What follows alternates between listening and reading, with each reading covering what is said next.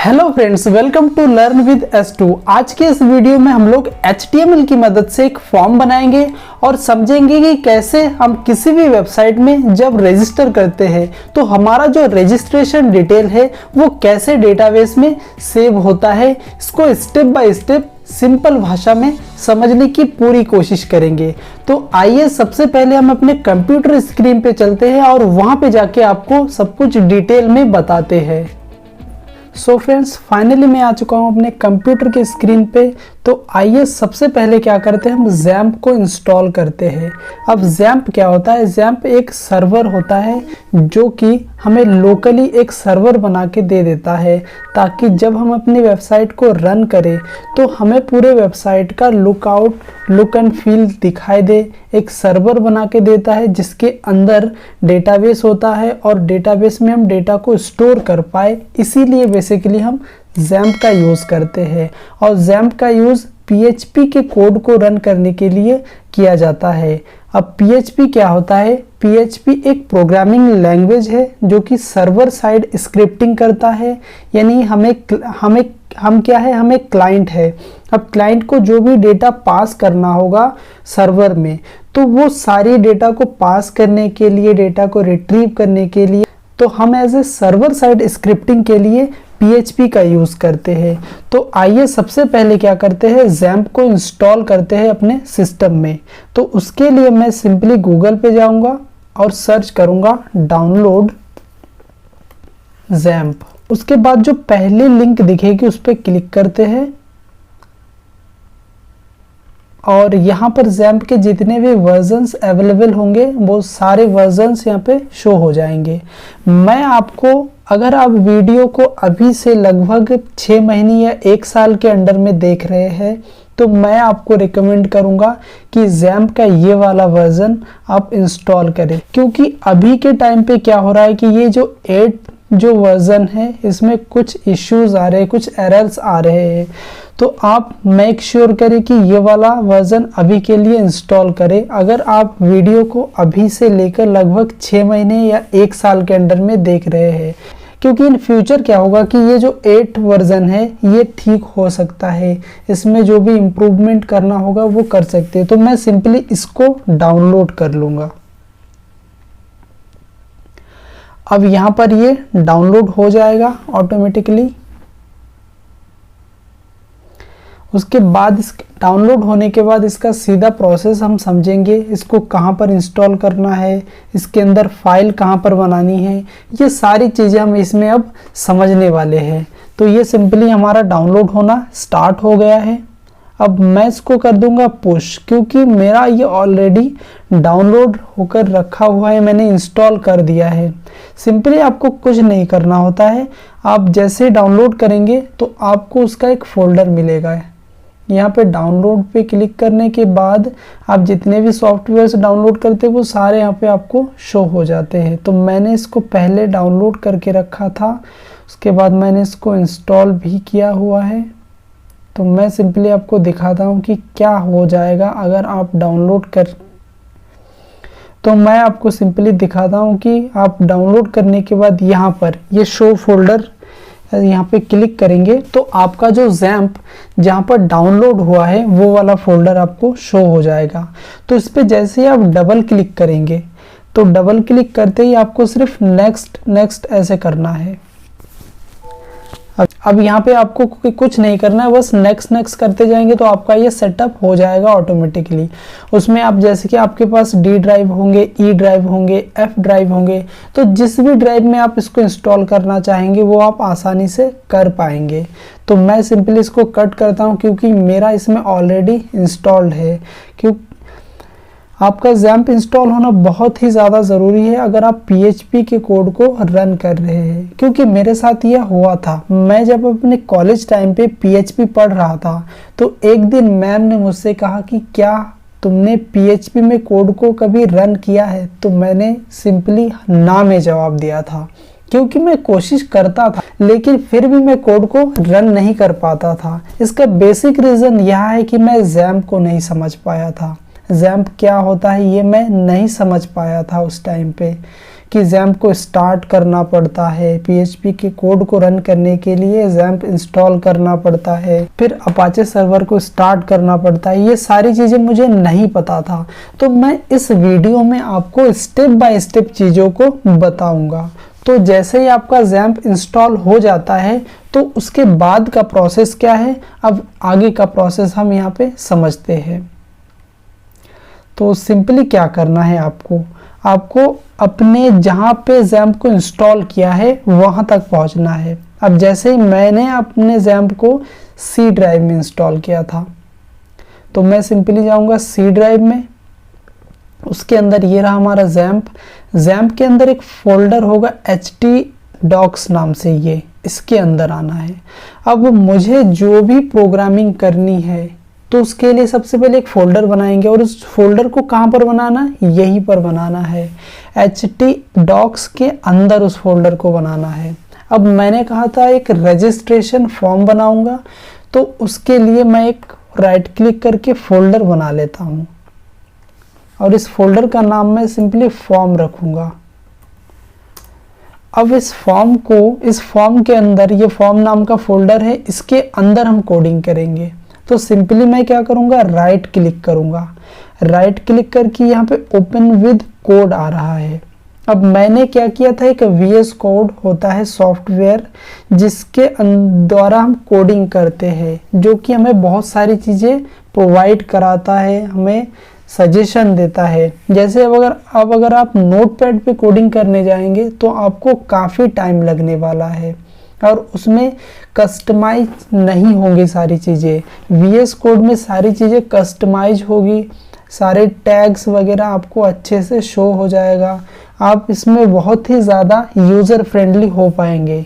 तो अगर आपको नहीं पता है कि VS कोड क्या होता है, तो उसके लिए भी मैंने एक सेपरेट वीडियो बना रखा है, आप सिंपली जाके यहाँ पर इस वीडियो को देख लेना, आपको VS कोड के बारे में सारी नॉलेज मिल जाएगी। आपको सिंपली वीडियो वाले सेक्शन में जाना है, या फिर आप सिंपली सर्च करेंगे तो भी आ जाएगा। यहाँ पर ये VS कोड को इंस्टॉल करने का पूरा प्रोसेस मैंने बता रखा है, तो इसको अगर आप देखेंगे तो आप अच्छे से समझ पाएंगे कि VS कोड क्या होता है और इसको कैसे इंस्टॉल किया जाता है। उसके बाद इसके 3 शॉर्ट ट्रिक्स भी बताए हैं कि VS कोड के अंदर शॉर्ट ट्रिक्स होती है, शॉर्ट कीज़ होती है, जिसकी मदद से हम कोड को और भी ज़्यादा फास्ट लिख सकते हैं। तो ये वाला है शॉर्ट कीज़ वाला, और ये इंस्टॉलेशन का है, तो आप इसको ज़रूर देख लीजिएगा, और मैं इसका लिंक आपको डिस्क्रिप्शन में भी दे दूँगा।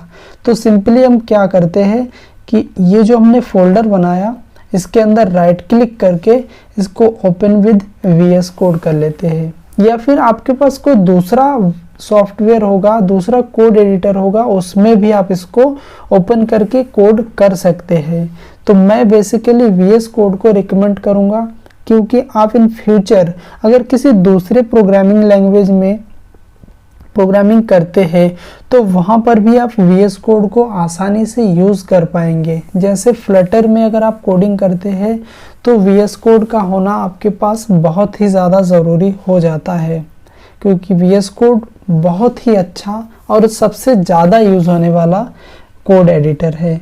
अब सिंपली यहाँ पे जो फोल्डर हमने खोला है, इसके अंदर हम एक फाइल बनाते हैं। फाइल बनाने के लिए हमें इस वाले आइकन पे क्लिक करना है, और इस फाइल का नाम मैं सिंपली इंडेक्स रखूँगा .php लिखना बहुत ही ज़्यादा ज़रूरी है, क्योंकि हम PHP की मदद से काम करने वाले हैं। यहाँ पे एंटर किया, एंटर करते ही हमारा क्या हुआ, एक फाइल बन गया। यहाँ पर एक फाइल बन गया। अब इस फाइल के अंदर मैं जो कुछ भी लिखूँगा वो मुझे दिखाई देगा। अब मान लिया मैंने h1 टैग के अंदर लिखा h1 माई रजिस्ट्रेशन फॉर्म। अब जैसे मैंने माई रजिस्ट्रेशन फॉर्म लिख के मैंने इसको सेव किया। अब मुझे क्या करना है, मुझे देखना है कि हमने ये जो पेज बनाया इसके अंदर हमने जो ये लिखा इसको हमें प्रिंट कराना है।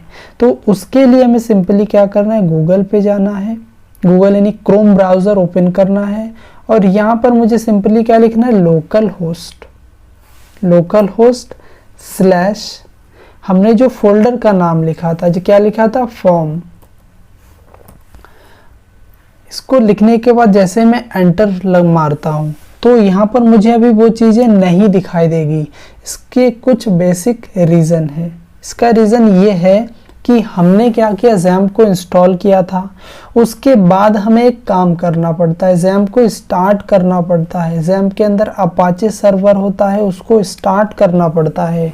तो उसके लिए आपको क्या करना है, आपको सिंपली यहाँ पर सर्च करना है। आप अगर विंडो 10 में है तो आपको ये चीज़ें यहाँ पर नहीं दिखाई देगी, इस कोने में ही सर्च का आइकन दिखाई देगा।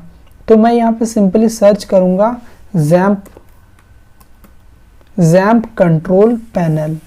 जैसे मैं XAMPP कंट्रोल पैनल सर्च करूँगा तो मुझे ये आइकन मिल जाएगा। मैं इस पर क्लिक करूँगा तो यहाँ पर मेरे पास ऑप्शन आएंगे। आपको दो चीज़ें स्टार्ट करनी है, एक तो अपाचे, ये क्या होता है, अपाचे सर्वर, जो कि हमें सर्वर बना के देता है।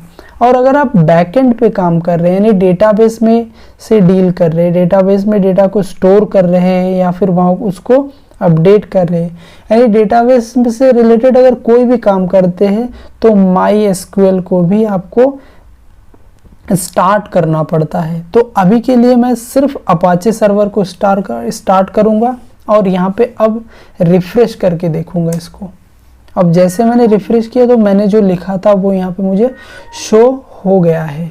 अब सिंपली मैं एक फॉर्म बनाऊंगा यहाँ पे, और फॉर्म बनाने के बाद उस फॉर्म में जो भी मैं डेटा पास करूँगा वो मेरे डेटाबेस में स्टोर होना चाहिए, उसको हम समझते हैं। अब सिंपली मैं यहाँ पे आता हूँ और ये जो है ना, इसको हमें क्या करना है, यहाँ पे लिखा तो सही है सब कुछ। अब मैं सिंपली यहाँ पे एक फॉर्म बनाऊंगा। क्या बनाऊंगा, फॉर्म बनाने के लिए सिंपली हम बूटस्ट्रैप का थोड़ा मदद ले लेते हैं ताकि हमारा फॉर्म ना थोड़ा अच्छा बने, थोड़ा कस्टमाइज बने। तो सिंपली हम क्या करेंगे, गूगल में जाएंगे और यहाँ पे सर्च करेंगे गेट बूटस्ट्रैप। सर्च करने के बाद जो पहली वेबसाइट आएगी getbootstrap.com, इस पे चले जाएंगे। इस पे जाने के बाद हम बूटस्ट्रैप का 4th जनरेशन यूज़ करेंगे। आप 5th जनरेशन यूज़ करें कोई दिक्कत नहीं आएगी, लेकिन मुझे 4th जनरेशन ज़्यादा अच्छा लगता है। अब यहाँ पे मैं सिंपली सर्च करूँगा। यहाँ पे सबसे पहले डॉक्यूमेंट्स पे चलते हैं। डॉक्यूमेंट में जाके क्विक स्टार्ट, यानी हमारा एक टेम्पलेट, हम यहाँ से मतलब हमारी जो वेबसाइट है उसको बनाने के लिए एक टेम्पलेट लेते हैं। तो सिंपली मैंने इसको ले लिया, स्टार्टेड टेम्पलेट, ये हमने कॉपी कर लिया। ये सारा जो कोड है हमें कॉपी करके दे देगा। और सिंपली मैं क्या करता हूँ, इसके जगह पे इसको पेस्ट कर देता हूँ। अब जैसे मैंने इसको पेस्ट किया और यहाँ पर हेलो वर्ल्ड की जगह लिखूँगा मैं मेरे माई रजिस्ट्रेशन फॉर्म। जैसे ही मैंने ये लिखा और सेव करने के बाद मैं इसको रन करता हूँ। जैसे मैंने इसको रन किया तो मुझे ये दिखने को मिल गया है। अब सिंपली मुझे क्या करना है, स्टेप बाय स्टेप काम करना है। यहाँ पर बॉडी टैग के अंदर मैं एक फॉर्म बनाऊंगा। तो फॉर्म बनाने के लिए मैं सबसे पहले क्या करूँगा, एक कंटेनर लूँगा, .container। अब कंटेनर क्या होता है, बूटस्ट्रैप की तरफ से कंटेनर नाम का एक क्लास होता है। अब कंटेनर के अंदर मैं रो लूँगा। अब VS कोड का यूज़ करने के लिए आपको मैंने क्यों बताया, क्योंकि VS कोड में ये सारी चीज़ें लिखना बहुत आसान है। हमने क्या किया था, अभी हमने क्या किया था, सिर्फ हमने डॉट लिखा और रो लिख के जो भी क्लास लिखना है वो लिख के डॉट, फिर क्लास का नाम, फिर एंटर मारते ही मुझे ये पूरा बना के वो दे देता है। इसके अंदर अब मैं एक और क्लास लूँगा, कॉल MD12। ये हो गया। अब इसके अंदर मैं फॉर्म को बनाऊंगा। फॉर्म बनाने के लिए फिर से मैं बूटस्ट्रैप की मदद लूंगा। बूटस्ट्रैप के अंदर जाऊंगा और मैं सिंपली यहाँ पे सर्च करूंगा फॉर्म। जैसे मैंने फॉर्म सर्च किया तो मुझे यहाँ पे बहुत टाइप के फॉर्म्स मिल जाएंगे, तो उसमें से मुझे किसी एक फॉर्म को ले लेना है। जैसे मैं ये वाला ही फॉर्म ले लेता हूँ। उसके लिए इसको कॉपी करेंगे। ये जो फॉर्म बना हुआ ना, यही फॉर्म मुझे दे देगा, ये कोड है इसका। अब सिंपली मैं इसको यहाँ पर पेस्ट कर देता हूँ। इसको पेस्ट करने के बाद इसको एक बार रन करके देखते हैं कि कैसा दिख रहा है हमारा फॉर्म। तो ये देखिए हमारा फॉर्म कुछ इस टाइप से दिख रहा है। अभी यहाँ पे बाय डिफ़ॉल्ट इसमें ये कैसे आ रहा है, क्योंकि मैंने ना काफ़ी बार यूज़ किया है फॉर्म को, जिसके अंदर मैंने ये वाला ईमेल एड्रेस डाल रखा था। इसकी वजह से ये यहाँ पे आ रहा है। अब हमारा फॉर्म कुछ इस तरीके से दिखता है। अब मुझे क्या करना है कि ये जो हमारे टैक्स है ना, ये जो टैक्स दिख रहा है, इसको थोड़ा सेंटर में लाना है। तो उसके लिए हम क्या करते हैं, इसको इंस्पेक्ट करते हैं। इंस्पेक्ट करने के बाद हमारा यहाँ पे इंस्पेक्ट हो जाएगा। इंस्पेक्ट होने के बाद मैं क्या करता हूँ, इस पर होवर करता हूँ। होवर करने के बाद मैं यहाँ पे लिखूँगा टेक्स्ट अलाइन सेंटर। तो सेंटर लिखते ही हमारा ये सेंटर हो जाएगा। बूटस्ट्रैप का एक क्लास भी होता है टेक्स्ट सेंटर नाम से, हम उसी का यूज़ कर लेते हैं। यहाँ पर क्लास होता है, class is equals to txt text center. देखिए ये हमें टेक्स्ट सेंटर करके दे देता है। अब जैसे मुझे टेक्स्ट सेंटर करके मिल गया है तो मैं इसी का यूज़ कर लेता हूँ। अब मुझे क्या करना है, इसके अंदर जो भी डेटा हम फिल करेंगे वो डेटा हमें डेटाबेस में स्टोर होना चाहिए। तो उसके लिए अब मेरा काम एक और आ जाता है कि PHP का यूज़ हम कैसे करें इसके लिए। तो सिंपली मैं सबसे पहले फॉर्म को समझ लेते हैं कि फॉर्म के अंदर क्या क्या होनी चाहिए और क्या क्या है। अब जैसे कि ये हमारा फॉर्म टैग यहाँ पे स्टार्ट हुआ, यहाँ पर एंड हुआ। तो सबसे पहले क्या करना पड़ता है, फॉर्म के अंदर एक्शन होता है। एक्शन मतलब क्या कि आप ये जो फॉर्म का डेटा है इसको कहाँ पर भेजना चाहते हैं। तो मैं इसी पेज के अंदर भेजना चाहता हूँ, मतलब मैं जो भी PHP का कोड होगा वो मैं इसी पेज के अंदर लिखूँगा, इसीलिए मैं इसको ऐसे ही रखता हूँ। फिर दूसरा चीज़ होता है मेथड, यानी आप इसको कैसे भेजना चाहते हैं, किस मेथड से, गेट मेथड से या फिर पोस्ट मेथड से। मेथड बेसिकली दो तरीके के होते हैं PHP में, एक होता है गेट मेथड, एक होता है पोस्ट मेथड। गेट मेथड की मदद से अगर हम कुछ भी भेजते हैं तो हमें वो दिखाई देती है, यानी इस URL में हमें वो चीज़ें दिखाई देती है। आपने बहुत सारे वेबसाइट्स में देखा होगा, जैसे कि यहाँ पे YouTube खोल लेते हैं। YouTube के अंदर अगर यहाँ पे अब ये वाली वेबसाइट नहीं, अब मैं उसको कैसे दिखा पाऊँगा, कौन सी वेबसाइट, ऐसी कोई वेबसाइट मुझे दिखाई नहीं दे रही है। अब जैसे कि मैं यहाँ पे YouTube के अंदर ही ऐसे होता है गेट मेथड, क्वेश्चन मार्क, फिर की का नाम कुछ भी हो सकता है, मान लिया कोई की ले लेते हैं ऐसे, फिर इक्वल्स टू, फिर यहाँ पर अगर कुछ ऐसे लिखा हुआ है तो यहाँ से यहाँ तक जो हमने पास किया है ये गेट मेथड से पास किया है, यानी हम जो भी पास करते हैं वो हमें URL में दिखाई देती है। और अगर हम वही अगर हम पोस्ट मेथड से पास करते हैं तो वो हमें दिखाई नहीं देता है। अगर हमें कोई सिक्योर डेटा पास करना हो तो हम पोस्ट मेथड से करते हैं सिंपली। तो यहाँ पर पोस्ट मेथड से ही करेंगे। पोस्ट मेथड से मैंने इसको पास कर दिया और इसी पेज के अंदर करेंगे। उसके बाद हम जो भी डेटा पास करते हैं उसका फील्ड होता है, जैसे मैंने ईमेल एड्रेस को पास करना है तो इनपुट टैग के अंदर अगर टाइप ईमेल लिखते हैं तो यहाँ पर सिर्फ इस फील्ड के अंदर, यानी हमारा ये जो फील्ड है इस फील्ड के अंदर ईमेल लिख सकते हैं। अगर हमने इस फील्ड के टाइप को ईमेल कहा है तो हम ईमेल लिख पाएंगे। उसके अंदर ये आईडी होती है इसकी, हमें अभी इसकी उसकी हमें कोई ज़रूरत है नहीं। उसके बाद एक चीज़ और होती है जो कि बहुत ही ज़्यादा ज़रूरी होता है डेटाबेस के लिए, वो क्या होता है? नेम। अगर आप डेटा को डेटाबेस में स्टोर कर रहे हैं तो आपको यह एट्रीब्यूट लिखना बहुत ही ज़्यादा ज़रूरी है, नेम। और नेम में मैं ईमेल लिखता हूँ, नेम में मैं सिंपली ईमेल लिख दिया। उसके बाद दूसरी चीज़ पासवर्ड। अब इस पासवर्ड को यहाँ पे टाइप पासवर्ड ही रखते हैं, क्लास जो लगा है वही रखने देते हैं। अब नेम लिखते हैं, इसका नेम हम पासवर्ड रखेंगे। और एक चीज़ यहाँ पर, ये चेक बॉक्स हमें ज़रूरत नहीं है, इसको हटा देते हैं। उसके बाद सबमिट बटन है, ठीक है।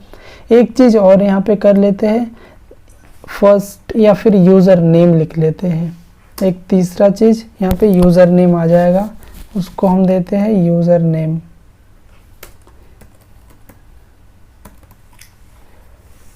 यूज़र नेम, और इसका नेम भी हम देते हैं यूज़र नेम। और इसके अंदर ये जो इसका टाइप है, इसका टाइप देते हैं टेक्स्ट।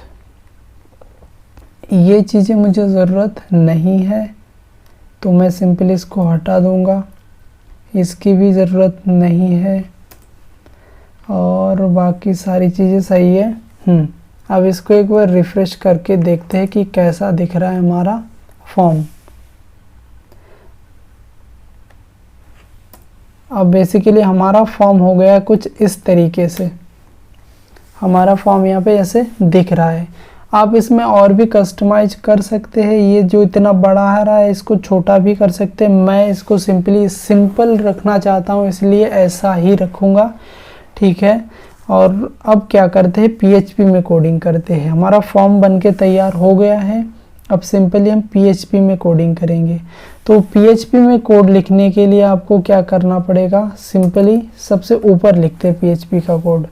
आपको ऐसे PHP टैग को स्टार्ट करना पड़ेगा इस तरीके से। अब जो भी हम PHP का कोड लिखेंगे वो यहाँ पर लिखेंगे। अब सिंपली सबसे पहले हमें क्या करना पड़ेगा, एक डेटाबेस बनाना पड़ेगा, क्योंकि हम डेटा को स्टोर करेंगे। उसके लिए हमारे पास एक डेटाबेस होना चाहिए। तो सिंपली मैं जाता हूँ गूगल पे और सर्च करता हूँ code to connect MySQL database in PHP। अब जैसे मैं इसको सर्च करता हूँ तो मुझे ना कुछ कोड मिलेगा। मैं 2-3 साइट पे जाके देख लेता हूँ। यहाँ पे मुझे कुछ कोड मिलने वाला है जो कि हमें क्या करेगा, डेटाबेस कनेक्शन बना के देगा। यहाँ पर ये है वो कोड। सिंपली मैं सबसे पहले देखूंगा कि क्या हमारा कोड ये काम करेगा कि नहीं। तो मैं क्या करता हूँ, इसको पूरे को कॉपी करता हूँ, ठीक है। कॉपी करके यहाँ पर पेस्ट कर दिया, ठीक है। अब देखो ये होता है server name. Server name simply क्या रखना है, लोकल होस्ट। फिर यूज़र नेम। यूज़र नेम अगर आप लोकल ही काम कर रहे हैं, यानी आपके लोकल डिवाइस में ही काम कर रहे हैं, यानी आप सर्वर के लिए कोई लाइव सर्वर यूज़ नहीं कर रहे हैं, तो इसका नाम रूट लिखेंगे। और बाय डिफ़ॉल्ट पासवर्ड जो है वो ब्लैंक होता है। जो पासवर्ड होता है हमारा वो ब्लैंक होता है। अगर हमने उसको कोई पासवर्ड को सेट नहीं किया है, XAMPP के सेटिंग में जाके पासवर्ड को चेंज नहीं किया है, तो वो बाय डिफ़ॉल्ट नल होता है, यानी एम्प्टी होता है। तो इस तरीके से ये हो गया है। अब कौन नाम से एक वेरिएबल बनाया, उसके अंदर MySQL आई और हमने ये 3 चीज़ें पास कर दी। अब उसके बाद अगर हमारा कनेक्शन सही बैठ जाता है, हमारा कनेक्शन हो जाता है, तो हमें सक्सेसफुली कनेक्शन बता देगा, वरना कोई एरर आ जाएगा। अब सिंपली इसमें हम देख लेते हैं कि क्या हुआ है यहाँ पे। जैसे मैं इसको रिफ्रेश करूँगा तो यहाँ पे देखो इसमें कुछ एरर बता दिया। अब ये एरर कहाँ पर है, लाइन नंबर 7 पे। लाइन नंबर 7 ये है, इसमें कुछ एरर है। अब इस एरर को समझने के लिए हमें क्या करना पड़ेगा, सबसे पहले अभी कुछ देर पहले हमने बात किया था कि हमने सिर्फ अपाचे को स्टार्ट किया था, MySQL को स्टार्ट नहीं किया था। तो अब इसको स्टार्ट कर लेते हैं। जैसे मैंने अब इसको स्टार्ट किया है, ठीक है, अब इसको सेव करके एक बार दोबारा से रन करते हैं हमारे इस प्रोग्राम को। अब जैसे मैंने इसको रन किया, रन करने के बाद ये बता दिया कनेक्टेड सक्सेसफुली, लेकिन हमारा अब ये कनेक्शन तो हो गया है, लेकिन हमने डेटाबेस तो बनाया ही नहीं। तो कनेक्शन कैसे हुआ, कहाँ पे हुआ? तो हम सिंपली अब क्या करेंगे, यहाँ पे डेटाबेस बनाएंगे। तो डेटाबेस नाम से एक वेरिएबल बना लेते हैं और इस वेरिएबल को हम क्या करेंगे, यहाँ पर पास कर देंगे। अब डेटाबेस का नाम मुझे देना पड़ेगा। डेटाबेस का नाम मैं सिंपल रखता हूँ फॉर्म, FORM। अब इस नाम से मुझे क्या करना पड़ेगा, एक डेटाबेस बनाना पड़ेगा। क्यों? क्योंकि हमें हमारे डेटा को स्टोर कराना है। अब कहीं पे तो स्टोर कराना पड़ेगा, जहाँ पर डेटा जब स्टोर होगा तो एक शीट बनेगी, जैसे एक एक्सेल शीट होती है उस तरीके से एक डेटा का फॉर्मेट बनेगा, स्ट्रक्चर बनेगा। उसके लिए हमें एक नाम देना पड़ेगा उस जगह का। तो उस जगह के नाम को ही हम ये नाम दे देंगे और वो जगह क्या होगा, हमारा डेटाबेस हो जाएगा।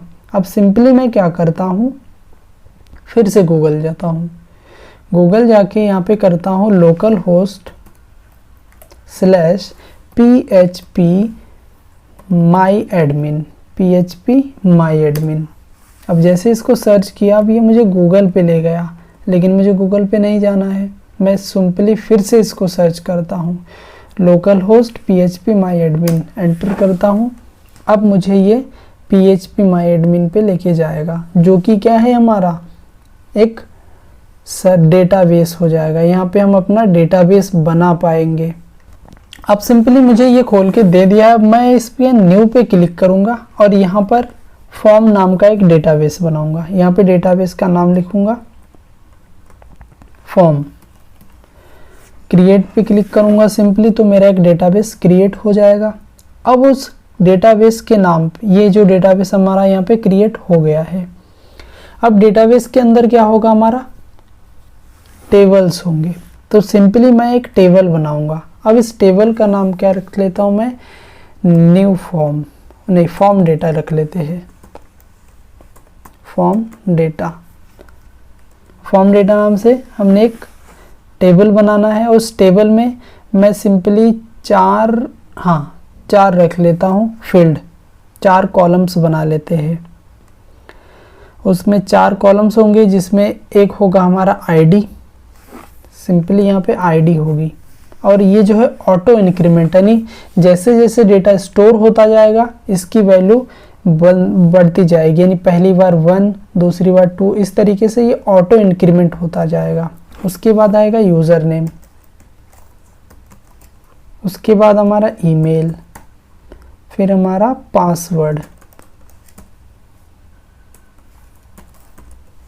ये चार चीज़ें हो जाएगी। अब जो यूज़र नेम होगा वो क्या होगा, टेक्स्ट होगा, तो टेक्स्ट ले लेते हैं। जो ईमेल होगा वो उसमें क्या होगा, वेरिएबल varchar, यानी सिंबल्स आएंगे, नंबर्स आएंगे, फिर कैरेक्टर्स आएंगे। ये सारी चीज़ें अगर हमें एक ही साथ स्टोर करना है तो हम उसको सिंपली वेरिएबल में स्टोर कराते हैं। उसके बाद पासवर्ड जो होगा वो हमारा टेक्स्ट के फॉर्म में होगा। उसके बाद जैसे कि हमने कहा था कि जो हमारी आईडी होगी वो ऑटो इंक्रीमेंट होनी चाहिए, तो उसके लिए हमें क्या करना पड़ेगा, सिंपली यहाँ पे इस वाले आइकन पे क्लिक कर देना है, ऑटो इंक्रीमेंट AI, तो प्राइमरी की बना देगा और ऑटो इंक्रीमेंट इसको कर देंगे। अब सिंपली हमारा जो यूज़र नेम है उसकी लेंथ कितनी होगी वो हमें यहाँ पे डिफाइन करना है।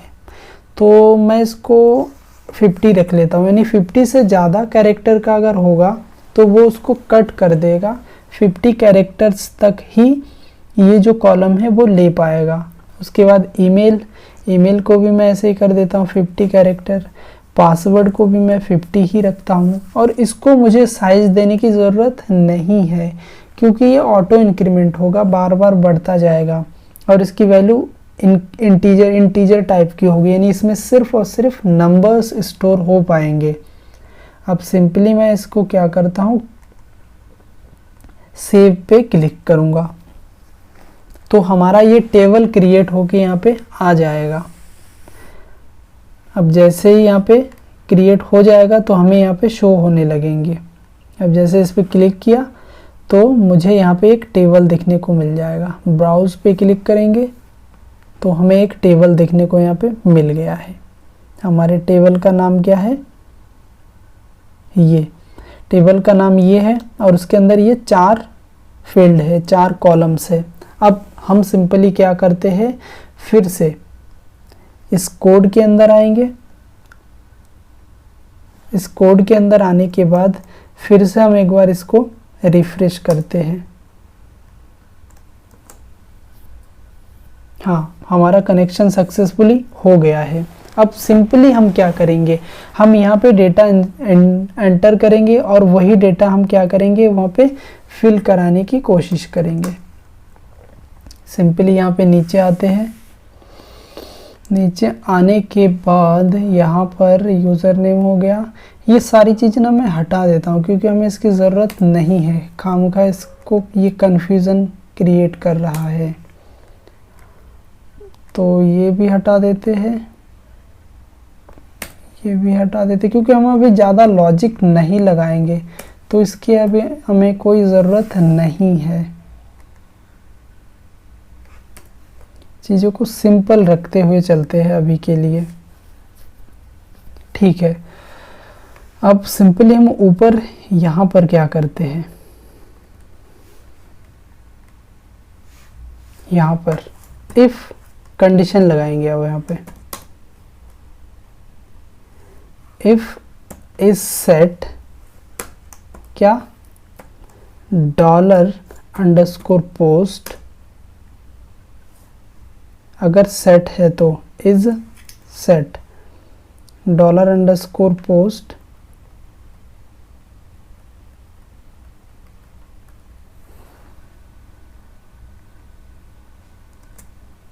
and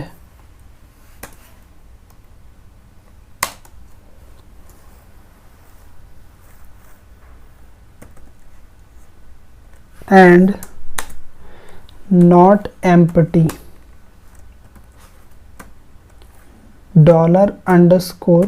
$_post. अगर ये एम्प्टी नहीं है तो क्या कर दो, इसको प्रिंट कर दो। अब जैसे कि हमारा जो भी हमारा वेरिएबल हो, जो भी हमारा डेटा होगा वो एरे के फॉर्मेट में आएगा, तो उसको प्रिंट कराने के लिए हमें प्रिंट आर लिखना पड़ेगा।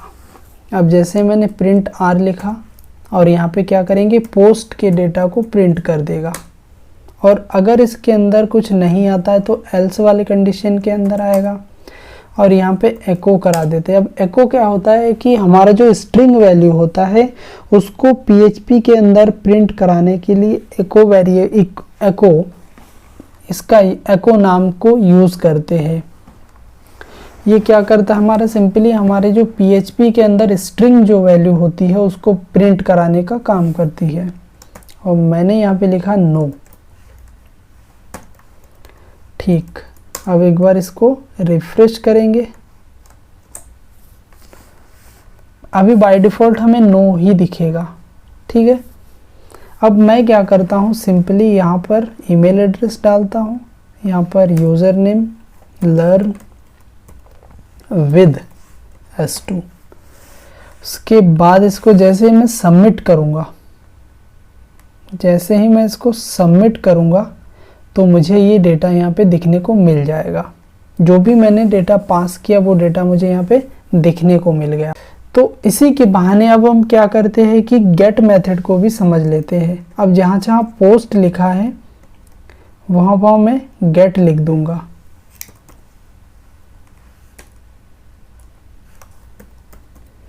गेट लिख दिया। अब जैसे मैं इसको रिफ्रेश करता हूँ, रिफ्रेश करने के बाद मैं अगर दोबारा डेटा इसमें पास करूँगा और सबमिट करता हूँ, तो देखना यहाँ पे जो URL है ना, इसके अंदर दिखेगा वो डेटा हमें। ये देखो, यही काम होता है गेट मेथड का। गेट मेथड से हम जो भी पास करते हैं वो हमें URL में दिखाई देती है, लेकिन अगर पोस्ट मेथड से वही डेटा हम पास करते हैं तो वो हमें URL में दिखाई नहीं देती है। तो आई एम श्योर आप समझ पाए होंगे कि गेट मेथड और पोस्ट मेथड का यूज़ हम क्यों करते हैं और कब करते हैं। तो हम इसको सिंपली पोस्ट मेथड ही रखेंगे। अब आगे समझते हैं इस चीज़ को। अभी इसको यहाँ से हटा देते हैं, इसकी हमें ज़रूरत नहीं है। उसके बाद इसकी भी हमें शायद कोई ज़रूरत नहीं है, लेकिन अभी के लिए इसको रहने देते हैं। अब जैसे हमारा डेटा इसके अंदर आ गया है, अब ये जो डेटा आ रहा है इसको मुझे 1 बाय 1 डेटाबेस में स्टोर कराना है। तो उसके लिए हम क्या करेंगे, सिंपली उसके लिए हमें क्या करना है, फिर से गूगल में जाना है। हर टाइम हमें गूगल की मदद लेते रहना होगा, क्योंकि इससे हमारी सर्चिंग पावर, हमारी जो सर्चिंग पावर होगी वो इम्प्रूव होगी, और जो कि इम्प्रूव करना बहुत ही ज़्यादा ज़रूरी है। हम यहाँ पे सिंपली सर्च करेंगे query to insert data in database using PHP। अब यहाँ पर मुझे कुछ रिजल्ट्स मिलेंगे, तो मैं 2-3 वेबसाइट पे चला जाता हूँ।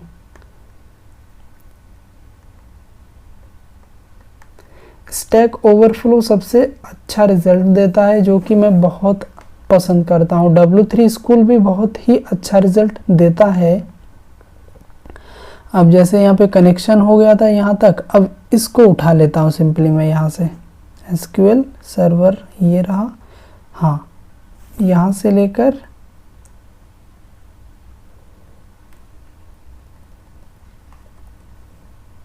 यहाँ तक। अगर आपको ये सर्च में नहीं मिलता तो आप सिंपली टाइप करके लिख लीजिएगा।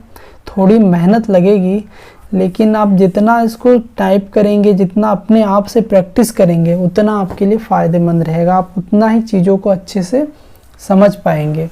अब सिंपली हमारा कौन नाम से कनेक्शन हुआ था, ये सही है। उसके अंदर हमने एक टेबल बनाया था जिसका नाम रखा था हमने फॉर्म डेटा, तो उसका नाम लिखना है यहाँ पे फॉर्म डेटा। अब उस फॉर्म डेटा के अंदर हमने फील्ड बनाए थे, एक बनाया था ID, एक हमने क्या बनाया था यहाँ पे ID बनाया था। ये रहा हमारा ID, फिर यूज़र नेम, फिर ईमेल, फिर पासवर्ड। तो इन चीज़ों को रखना है, बाकी सबको हमें नहीं रखना है। तो यहाँ से हटा देते हैं, इसको भी थोड़ा मिनिमाइज कर देते हैं, ये भी हटा दिया, ठीक है। तो हम यूज़र नेम, ये ऑटो इंक्रीमेंट होता रहेगा। हमें यूज़र नेम चाहिए, ईमेल चाहिए और पासवर्ड चाहिए। तो सिंपली मैं यहाँ पे यूज़र नेम लिखूँगा, यूज़र नेम, ईमेल और पासवर्ड, WRD, PASSWORD, ठीक है। अब यहाँ पर मुझे वो वैल्यू लिखनी है जिस वैल्यू को मैं इंसर्ट कराना चाहता हूँ। अब जैसे मैं वेबसाइट पे आता हूँ, ये हमें यूज़र नेम मिल रहा है। तो हमें सिंपली क्या करना है, जो हमारा पोस्ट डेटा था यहाँ पर $, इसको हमें लिखने के लिए डॉट लगाना पड़ेगा। डॉट से काम नहीं बन रहा है, तो हमें डबल कोट के अंदर फिर डॉट, फिर $_पोस्ट, और फिर जाके इसके अंदर मुझे ऐसे लिखना पड़ेगा 1 बाय 1। पहले यूज़र नेम को स्टोर करा रहा हूँ तो यूज़र नेम लिखूँगा, फिर मैं इसको कॉपी कर लेता हूँ क्योंकि मुझे 3 जगह चाहिए होगा। यहाँ पर भी चाहिए और यहाँ पर भी चाहिए ये। अब यहाँ पे मुझे दूसरे नंबर पे ईमेल, फिर तीसरे नंबर पे पासवर्ड। अब जैसे मैंने ये किया, यहाँ पे मैंने ये स्टोर करा दिया। अब मैंने इसको यहाँ पे पास किया, ये है PHP की SQL क्वेरी। अगर हमारा डेटा सक्सेसफुली इंसर्ट हो जाता है, यानी हमारा ये अगर ट्रू होता है, क्या SQL क्वेरी SQL अगर इक्वल्स टू ट्रू होगा तो हमारा इसके अंदर जाएगा और बता देगा कि न्यू रिकॉर्ड क्रिएटेड सक्सेसफुली। और अगर ये वाला कंडीशन नहीं चलता है तो एल्स वाला कंडीशन चलेगा, और एल्स वाला कंडीशन चलेगा तो हमें बता देगा कि ये एरर है। उसके बाद इसको हमने यहाँ पे ओपन किया, और अगर इसके अंदर नहीं जाएगा, यानी पोस्ट के अंदर कोई डेटा नहीं आएगा, तो इसके अंदर आ जाएगा। तो अब देखते हैं सिंपली हमारा क्या हो रहा है। मैं इसको एक बार रिफ्रेश करता हूँ तो अभी सिंपली नो लिखा आएगा, क्योंकि हमने पोस्ट में डेटा पास किया ही नहीं। ठीक है, रिफ्रेश कर दिया इसको। ठीक है, ओके। अब मैं क्या करता हूँ, यहाँ पे डेटा को इंसर्ट करता हूँ। मैं यहाँ पे लर्न विद S2 और यहाँ पर मैं ईमेल एड्रेस डालता हूँ sh@gmail.com, और उसके अंदर पासवर्ड में डालता हूँ 1 2 3 4 5 6। अब इसको मैं जैसे ही सबमिट करता हूँ, सबसे पहले मैं एक बार डेटाबेस चेक कर लेता हूँ क्या डेटाबेस में डेटा इंसर्ट हुआ है। तो हमारे इस डेटाबेस में अभी तक कोई भी डेटा इंसर्ट नहीं हुआ है। ठीक है, अब मैं क्या करता हूँ, इसको मैं सबमिट करता हूँ एक बार। जैसे मैंने सबमिट किया तो मुझे एक एरर मिला। एरर क्या कर रहा है कि इंसर्ट ये, फिर यहाँ पे ये इसमें कुछ एरर है। अननोन कॉलम यूज़र नेम, हाँ हमने यहाँ पे कुछ गड़बड़ किया है। ये जो स्पेलिंग है हमने गड़बड़ लिख दिया, यूज़र NA नेम। ठीक है, अब सही है। अब मैं जैसे इसको इंसर्ट करता हूँ, लर्न विद S2, और यहाँ पे sh@gmail.com। उसके बाद पासवर्ड में लिखता हूँ 1 2 3 4 5 6। अब मैं जैसे इसको सबमिट करता हूँ तो देखिए न्यू रिकॉर्ड क्रिएटेड सक्सेसफुली। अब देखते हैं कि हमारे डेटाबेस में डेटा आया। अब जैसे इसको मैं रिफ्रेश करूँगा तो मुझे यहाँ पे वो डेटा दिखना चाहिए जो डेटा मैंने फॉर्म में फिल किया था। हाँ, दिख रहा है, ये देखो, ये हमने यूज़र नेम डाला था, ये ईमेल और ये पासवर्ड। अब आप कहेंगे कि पासवर्ड को मैंने नॉर्मल क्यों डाला, क्योंकि मैं इसको एक बिगिनर लेवल पे बनाना चाह रहा था, इसीलिए मैंने इसको नॉर्मल डाला। आप इसको बेस 64 में कन्वर्ट करके डाल सकते हैं। चलिए आइए एक बार बेस 64 में कन्वर्ट करके भी डाल के देख लेते हैं, या फिर MD5 पे भी डाल सकते थे। तो सिंपली मैं क्या करता हूँ, इसको MD5 में करता हूँ। यहाँ पे सिंपली लिखना है MD5, फिर इसके अंदर फिर ऐसे, या फिर ये सारा जो काम आप यहाँ पे कर रहे हैं इसको आप बाहर भी कर सकते थे। यहाँ पे सिंपली आप पासवर्ड नाम से एक वेरिएबल बनाएं, पासवर्ड, और इक्वल्स टू ये कर दे। अब यहाँ पे क्या करना है, उस पासवर्ड नाम के वेरिएबल को कॉल करा देना है, बस। अब जैसे इसको रिफ्रेश करूँगा, ओके, रिफ्रेश किया तो वही डेटा था हमारा। एक बार देखते हैं अब क्या हुआ।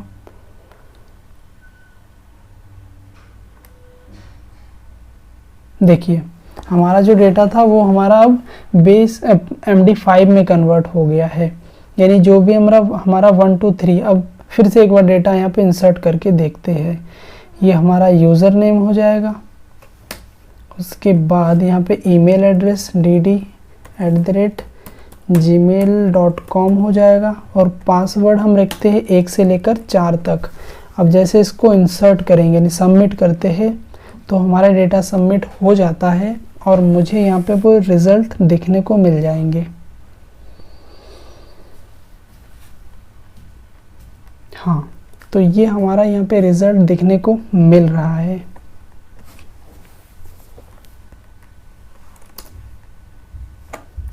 ठीक है, सो गाइस उम्मीद करता हूँ कि आप सारी चीज़ों को अच्छे से समझ पाए होंगे कि कैसे हम डेटाबेस में डेटा को इंसर्ट करते हैं, उसके लिए हमें क्या क्या करना पड़ता है। ये सारी चीज़ें हमने कोर पीएचपी में बताया है। इन फ्यूचर बहुत ही जल्द हम कोऑर्डिनेटर फ्रेमवर्क का यूज़ करते हुए बहुत सारी पीएचपी के कॉन्सेप्ट को समझेंगे और बेसिक से समझेंगे, आपको एक एडवांस लेवल तक बताएंगे। सो गाइस उम्मीद करता हूँ कि आप इन चीज़ों को बहुत अच्छे से समझ पाए होंगे। अगर वीडियो अच्छा लगा है तो एक लाइक ज़रूर करें और ऐसे ही इंटरेस्टिंग वीडियोस के लिए सबसे पहले नोटिफिकेशन पाने के लिए हमारे चैनल को सब्सक्राइब करना ना भूलें। सो गाइस आज के लिए बस इतना ही। I will see you next time. Till then keep learning and keep smiling.